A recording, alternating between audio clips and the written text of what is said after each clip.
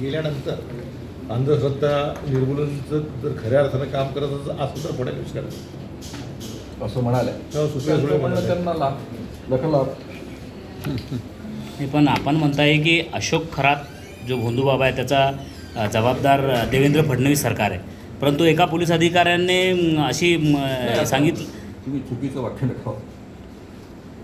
अशोक खरात सारखा बाबा एवढा मोठा बाबा झाला, याला जबाबदार महाराष्ट्र सरकार देवेंद्र फडणवीसचा आहे. तर माझं तेच म्हणणं आहे की तुम्ही असं म्हणताय दुसरीकडे देवेंद्र फडणवीसांनीच या बाबाला चव्हाट्यावर आणलंय असं एक पोलीस अधिकाऱ्यांनी मुलाखत दिली. काय नाही. मग मी आता सांगतो काय तुम्हाला. बरं झालं तुम्ही हा प्रश्न या पद्धतीने नाही ठीक आहे.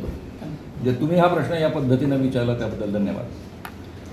प्रदीप मिश्राच्या विरुद्ध तक्रारी गेल्याची मला माहिती आहे. पोलिसांचेच मला फोन आले होते. धीरेंद्र कृष्ण महाराजांचं तर मी स्वतःच कंप्लेंट केलेली आहे, ॲक्शन झाल्या नाही. खरात बाबावर काय ॲक्शन झालं, काय तुमचा अंदाज आहे? खरात या बाबामध्ये जर समजा देवेंद्र फडणवीस मुख्यमंत्री यांच्या जवळचे 4 मंत्री असते ज्यांच्यावर त्यांचं प्रेम आहे, विश्वासातले आहे, ॲक्शन झाली असती. ॲक्शन झाली याचं मूळ कारण आहे एकनाथ शिंदे, रुपाली चाकणकर यामध्ये इन्व्हॉल्व आहे.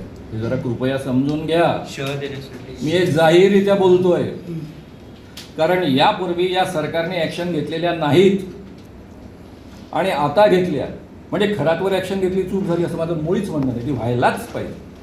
म्हणजे याचा अर्थ असा की अंजली दमान्याने जे CDR बॉम्ब फोडला आहे ते देवेंद्र फडणवीसांच्याच म्हणण्यानुसार फोडला आहे. त्यांच्या संमतीशिवाय मिळू शकतो का? कोणा पोलीस अधिकाऱ्याची हिंमत आहे द्यायची?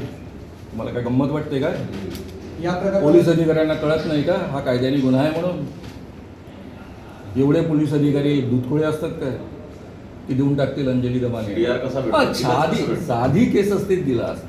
जी केस रोज इतकी गाजते आहे इलेक्ट्रॉनिक्स मीडियापासून सगळीकडे, तर त्या अधिकाऱ्याला हे माहीत नाही की आपण CDR दिला तर काय होऊ शकतं? मग मागणी करताय तुम्ही अंजली दमान्याला अटक? नाही, बिलकुल नाही करणार. असल्या फालतू गोष्टी कशाला करू? माझ्या विषयापर्यंत दिसतेच पाहिजे.